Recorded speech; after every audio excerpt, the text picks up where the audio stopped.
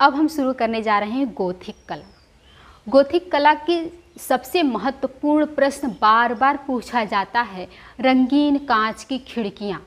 Gothic कला का एक ही प्रश्न कई बार पूछा गया है, रंगीन कांच की खिड़कियाँ, रंगीन कांच की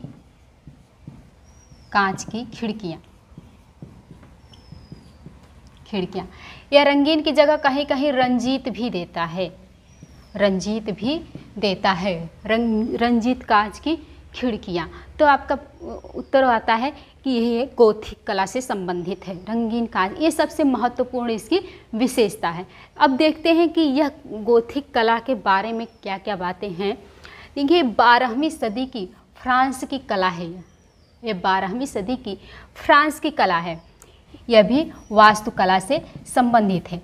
वास्तुकला, यहाँ पर गिरजाघर बने हैं, उन्हीं गिरजाघर में रंगीन कांच की खिड़कियों का प्रयोग किया गया है। ठीक है, एक बार सबसे पहले हम ये देख लेते हैं कि गोथिक शब्द जो है वह कहाँ से आया। ठीक है, यह जो गोथिक शब्द है वह कहाँ से आया। गोथिक एक इटालियन इतिहासकार हैं वसारी। ठीक है, इटालियन जॉर्जियन वसारी, इटालियन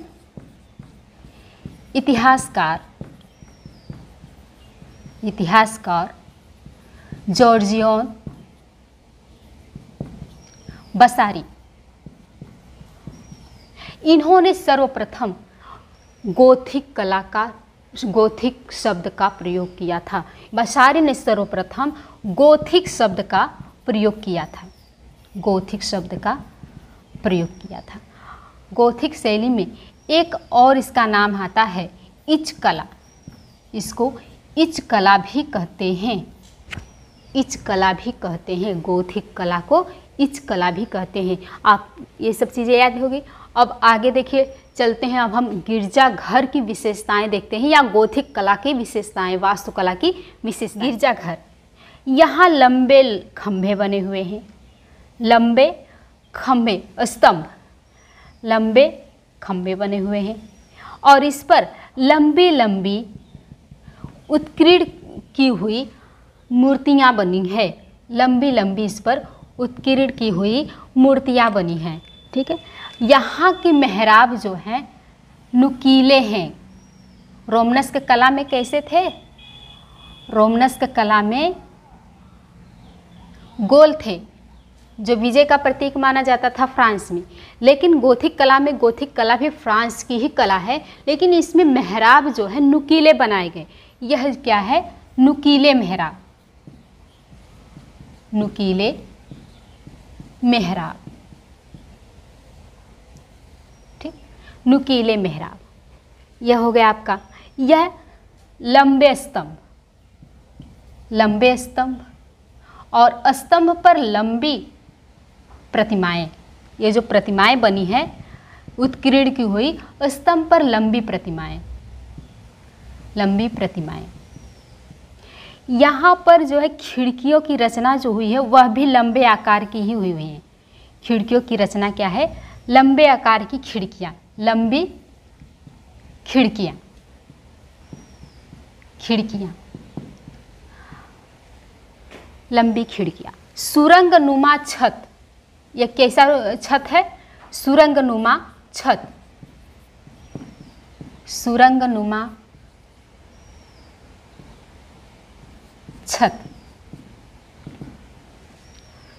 ये हो गया। अब देखिए यहाँ पर आपका प्रश्न किस तरह से कैसे कैसे पूछ सकता है। गोथिक वास्तुकला की विशेषताएं क्या थी? सुरंगनुमा छत थी, ऑप्शन कोई भी दे, ठीक है। सुरंगनुमा छत थी, नुकीले मेहराब थे, लंबे स्तंभ थे। रोमनस्क कला में भारी स्तंभ थे, मोटे मोटे थे, ठीक है। यहाँ पर लंबे स्तंभ थे, ठीक है। लंबी खिड़कियाँ थी, लंबी खिड़कियाँ थी। जब स्तंभ लंबा है तो उसी के हिसाब से खिड़कियाँ भी लंबी थी। और लंबे स्तंभ पर जो प्रतिमाएं बनी थी वह भी लंबी। लंबे दरवाजे थे, ठीक है। ये दरवाजे भी क्या थे आपके? लंबे थे, लंबे दरवाजे थे, लंबे दरवाजे। ये हो गया, यहाँ तक समझ में आ गया। अब खिड़कियों का नंबर आता है कि यहाँ पर सबसे विशेष रूप से रंगीन कांच की खिड़कियों के बारे में पूछता है। तो देखिए रंगीन खिड़कियाँ, अब खिड़कियों के बारे में पूछते हैं। इन खिड़कियों में रंगीन शीशे लगे हुए थे, रंगीन शीशे लगे हुए थे, कांच रंगीन शीशे लगे, और उनमें चटक रंग भरा गया था। चटक रंग कौन कौन सा? लाल, पीला, नीला, बैगनी। ठीक है, इन चटक रंगों का प्रयोग किया गया था इन खिड़कियों में। और यह सुंदरता, यह अलंकरण जो है कि यह बाह्य और आंतरिक दोनों तरीके से सज्जित थी। बाह्य और आंतरिक, बहुत ध्यान से देखिए, बहुत ही महत्वपूर्ण है यह। ठीक है, बाह्य और आंतरिक।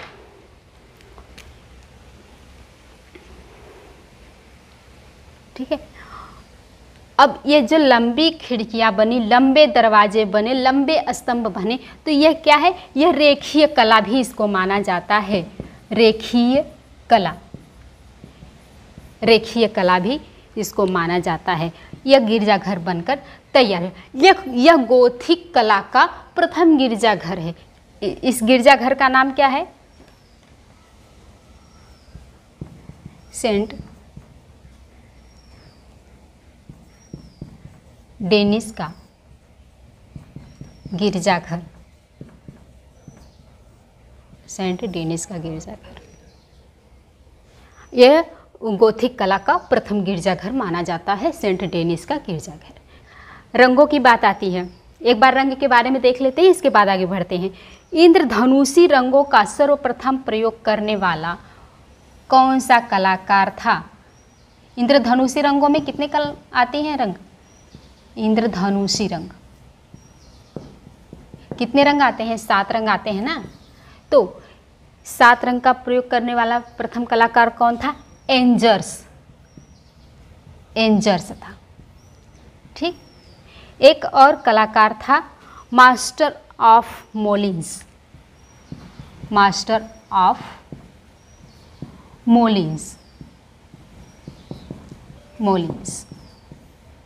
यह है आपका इंद्रधनुषी चित्र से संबंधित था। इंद्रधनुषी चित्र से संबंधित था। ठीक, ये हो गया। अब यह हो गया। अब इसमें देखिए थोड़ा सा परिवर्तन होगा।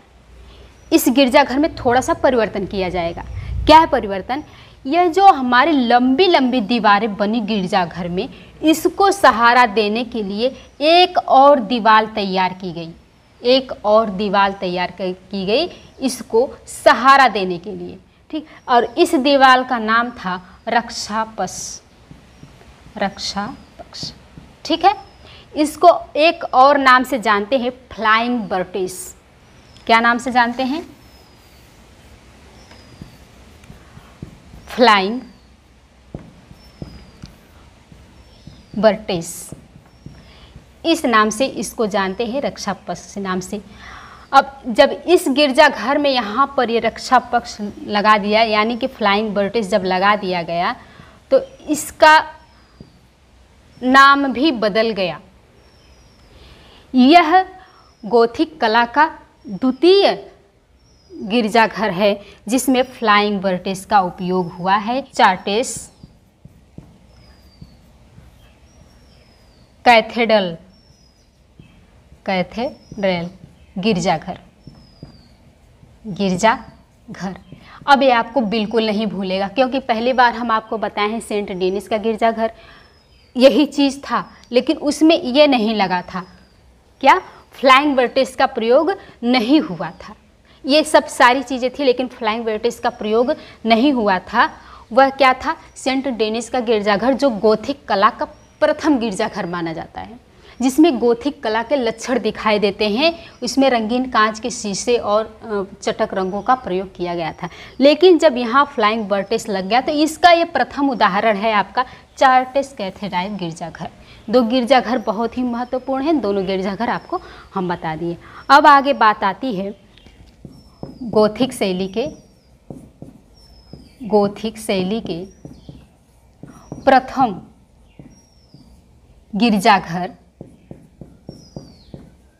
गिरजाघर सेंट डेनिस का गिरजाघर।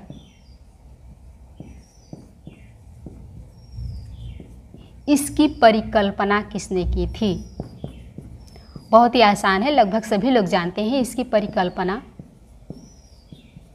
किसने की थी? एबोट सूजर ने। ठीक है। इटालियन कवि दांते इन्होंने रंगीन कांच की खिड़कियों को क्या कहा है? रंगीन कांच की खिड़कियों को क्या कहा है?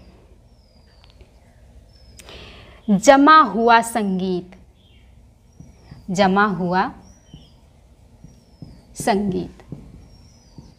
गोथिक शैली का प्रयोग कहाँ कहाँ हुआ है, किस किस देश में हुआ है?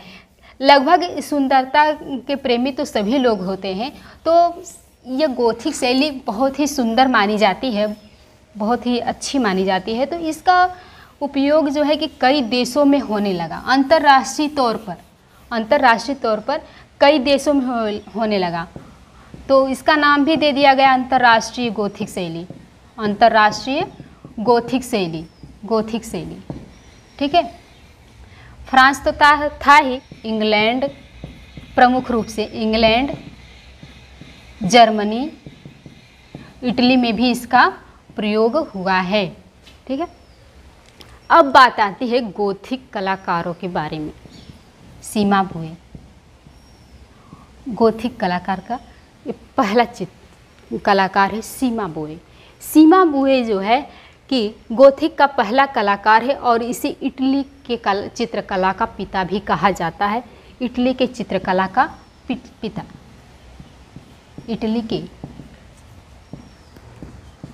चित्रकला का पिता माना जाता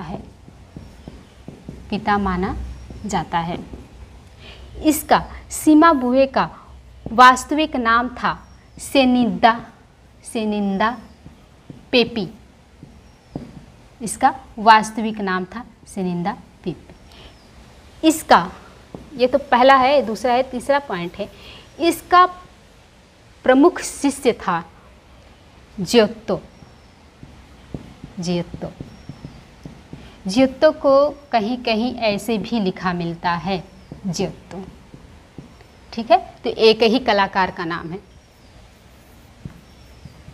आंद्रिया आर्केना। यह चित्रकार, मूर्तिकार, वास्तुकार, काव्य कला था। इसका एक महत्वपूर्ण चित्र था कुमारी का सिंहासनारोहण।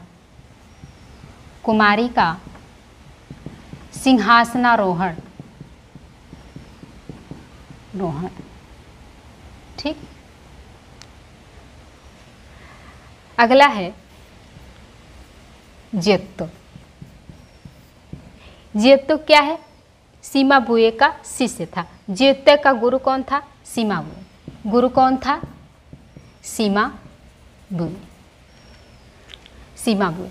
जियोत्तो जो है चित्रकार था, वास्तुकार था, मतलब स्थापत्यकार था, मूर्तिकार था। इसके साथ साथ वह नक्काशीकार भी था। कौन? जियोत्तो क्या है? वह नक्काशीकार भी था। नक्काशीकार का क्या तात्पर्य हुआ? नक्काशीकार यानी आभूषण पर नक्काशी करता था, आभूषणों पर नक्काशी करता था। ठीक है। जियोत्तो जो है गोथिक कला का अंतिम कलाकार माना जाता है। जियोत्तो क्या है? गोथिक कलाकार का अंतिम, गोथिक शैली का अंतिम कलाकार माना जाता है। प्रश्न अगर पूछ ले कि सेंट डेनिस का गिरजाघर किस सन में बना, यह 1135 ईस्वी में बना था। 1135 ईस्वी में बना था। एबोट सूजर जो है इसकी परिकल्पना किए थे, सूजर। ठीक है ना। यह गोथिक शैली का प्रथम गिरजाघर माना जाता है। यह आपका गोथिक कला यहाँ समाप्त हो गई।